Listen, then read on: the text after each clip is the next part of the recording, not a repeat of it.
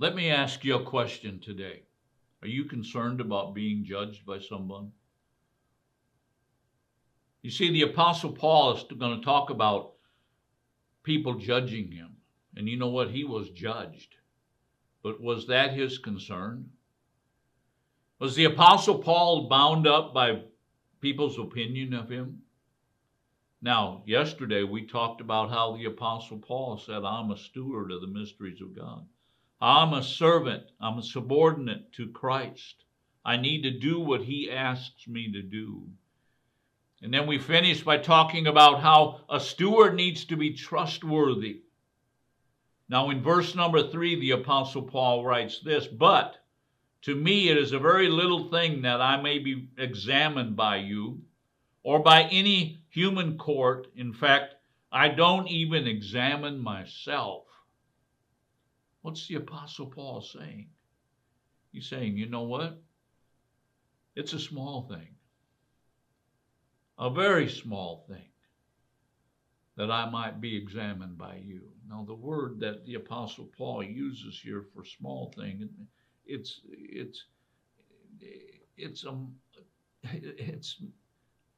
very, very tiny. A very tiny thing. A microorganism. Something that's extremely tiny. And he says, this Greek word, and I'm struggling to describe it, but it's the very least, the very smallest amount. What's Paul saying? He's saying, to be examined by you or to be judged by you, it's a very, very, very, very, very small thing that I'd be examined by you. Now, this word examine actually means to look at very closely. It means it actually, well, the best way of putting it is it means to take a microscope. How many of you know you take a microscope and all of a sudden things get bigger through the microscope? So Paul's saying, he's saying, you know what? You guys are taking a microscope and you're looking at me. And you're looking at all the little small things. And he says, I really don't care. I really don't care that you're examining me. And that's one of the things that the Corinthians were very noted for. They would examine this very small little things. And Paul says, you know what? I don't care.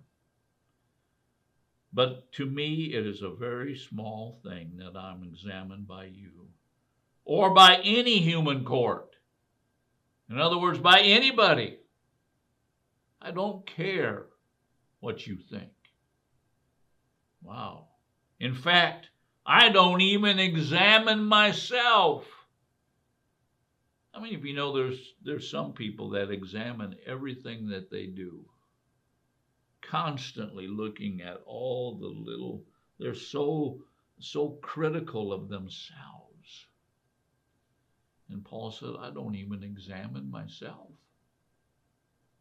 I don't even put myself under this microscope and look for every little small, minute detail of my life.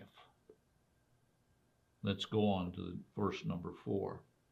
For I am conscious of nothing against myself. What's Paul saying? I've got a conscience inside of me. You see, every human being is born with a conscience. You know right and wrong. Your conscience will tell you. Now, your conscience develops. For a baby doesn't have much of a conscience. She'll wake you up at 3 o'clock in the morning and say, feed me, change my diaper. But conscience is developed. I don't know exactly when it's developed. I think it's developed in every human being differently. But there comes a point where a child knows right from wrong. And Paul says, for I am conscious of nothing against myself. In other words, my conscience isn't saying anything.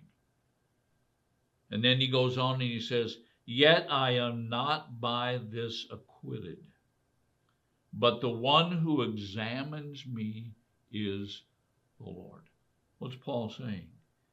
He's saying that doesn't acquit me. My conscience doesn't acquit me. What does it mean to be acquitted? It means that you take away all the negative, all the problems, all the penalties. And then he says, but the one who examines me, it's the Lord. It's the one that I'm a slave to. It's the one that I'm a servant to. He is the one that I stand before. He is the one that I'm going to have to give an account at the Bema seat. We talked about that last week. He is the one that I'm going to have to give an account to. You know, I'm 100% persuaded of this fact, that either you're going to give an account to human beings for how you took the mysteries of God. Some of them are going to say, now you need to be quiet. You can't say that in public. Some of them are going to ridicule you because you're a believer. Well, you know what? If you use that and say, you know what, I'm going to allow them to judge me, you know what's going to happen? When you stand before Jesus, he's going to say, what did you do with what I gave you? Did you speak my word with boldness, with confidence? Did you tell people about me? There's two judges. You decide which one judges your case. I hope that you decide to let Jesus judge your case. That's what the Apostle Paul is saying here. But the one who examines me is the Lord. Therefore, do not go on passing judgment before the time, but wait until the Lord comes, who will both bring to light the things hidden in darkness and disclose the motives of men's hearts. Then let each man praise will come to him from God. What's he saying? There's going to come a judgment. There's going to come a time where we're all going to stand before Jesus. Now, I'm talking about a believer. I'm not talking about what we would call the white throne judgment. I'm talking about the Bema seat. And if you don't know what that is, go back to last week's teaching. There's going to be a time where all of us are going to stand before Jesus, and not have to answer this question of going to heaven or hell, but to answer this question: what did you do with the mysteries of God? What did you do with your salvation?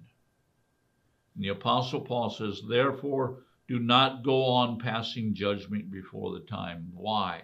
But wait until the Lord comes, who will both bring to light the things hidden in darkness and disclose the motives of men's heart. How are we going to be judged? Did we hide things in darkness?